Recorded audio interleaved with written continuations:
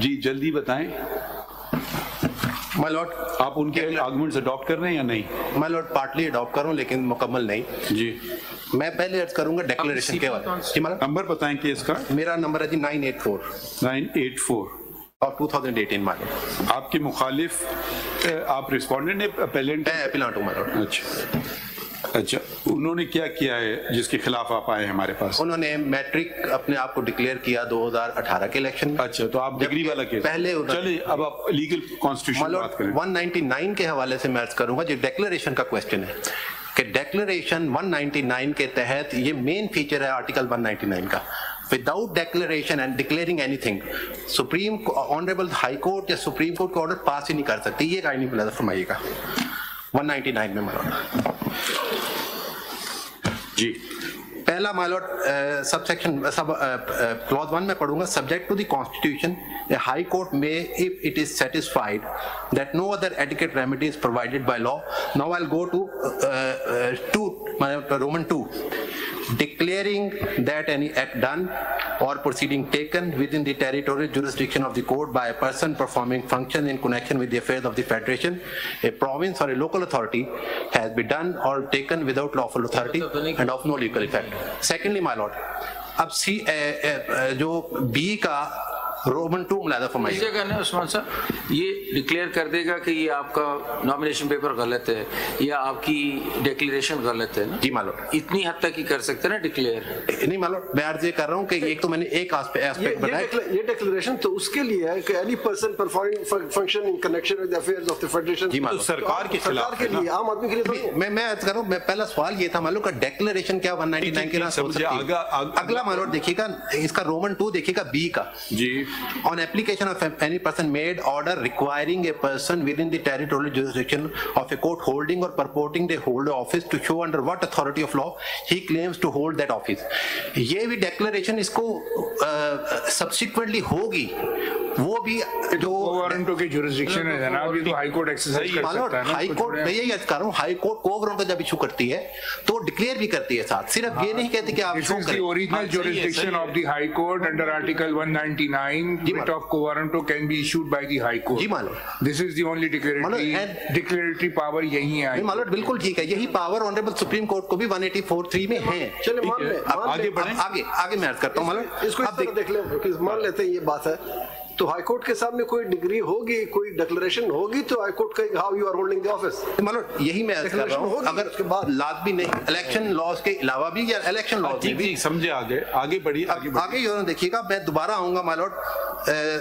ए का सब जो क्लॉज रोमन 1 है my lord. On application of regular party make an order directing a person performing within the territorial jurisdiction of the court functions in connection with the affairs of federation, a province और local authority to refrain from doing anything he is not permitted by law to do or to do anything he is required by law to do without declaring that what is the function of the person who is acting under the federal law or the provincial law.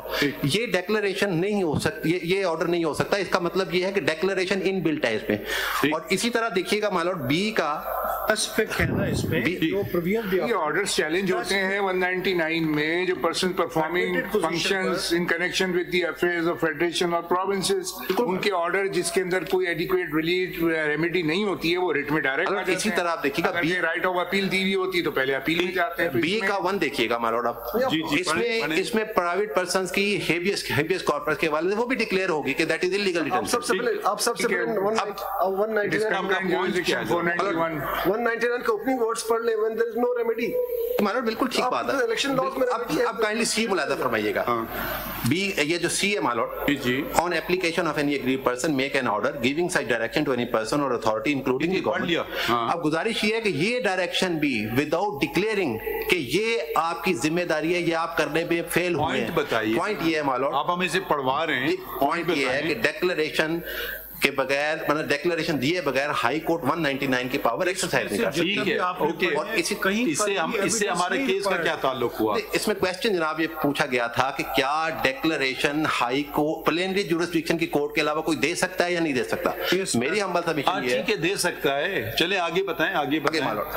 अगली बात देखिएगा कि section जो article 62(1)(f है my Lord, एक सवाल my Lord ने ये पूछा था, दो में डिफरेंस क्या है 62 और 63? नहीं, मैं इधर यहाँ मैं खुरम साहब से डिसएग्री करूंगा माय लॉर्ड। अगर सब आर्टिकल 2 मुलाजा फरमाइएगा ना 62 का ही, उसमें क्वालिफिकेशन का नहीं, उसमें डिसक्वालिफिकेशन का जिक्र है। यानी डिसक्वालिफिकेशन हो या क्वालिफिकेशन हो, उसका मकसद एक ही है, चाहे वो प्री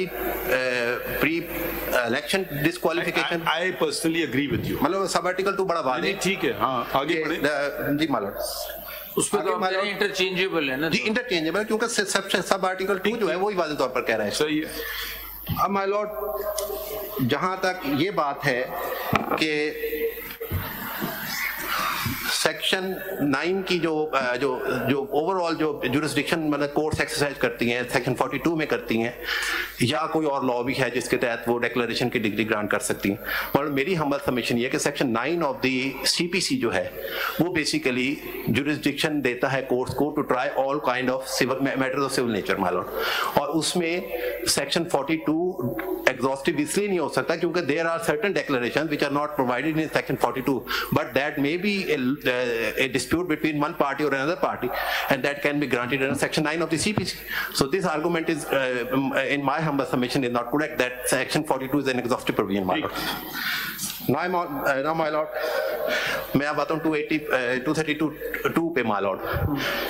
ऑनरेबल my lord ने पूछा था कि 62(1)(f) में जब डिक्लेरेशन दी जाएगी तो वो लॉ के तहत दी जाएगी, लेकिन मेरी हम्बल राय में जब भी 62(1)(f) की डिक्लेरेशन दी जाएगी तो कोर्ट किसी को ये डिक्लेयर करेगी कि he is not sagacious, not righteous और नॉन प्रॉफिलिगेट और नॉट ऑनेस्ट और नॉट अमीन।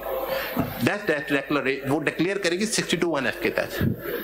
ये नहीं होगा कि लॉ ने उसको इख्तियार दिया हो कि वो कोई ऑर्डर करे और वो ऑर्डर उस लॉ के तहत हो, डिक्लेरेशन इसी प्रोविजन के तहत होगी। इसलिए समीउल्लाह बलोच जो कि कॉन्स्टिट्यूशनल इंटरप्रिटेशन पर बेस करती जजमेंट है, उसको जब तक रिविजिट ना किया जाए उस वक्त तक सेक्शन 232 62(1)(f) जो है वो अमेंड नहीं संभव, वो उसी तरह रहेगा। आपके कहने का मकसद ये है कि जब तक कोर्ट से ये साबित ना हो, किसी कोर्ट से, कॉम्पिटेंट कोर्ट से, कि ये सादिक और अमीन नहीं है, उसके अलावा आप उसको ये नहीं कह सकते, आप उस पर कोई पाबंदी नहीं लगा सकते। कोई 63(1)(f) यही कह रहा है हमारा, कोर्ट की डिक्लेरेशन जरूरी है, बिल्कुल ठीक बात है। And what is the definition of Sadiq and Amin? Or what is the definition of Sadiq or Amin?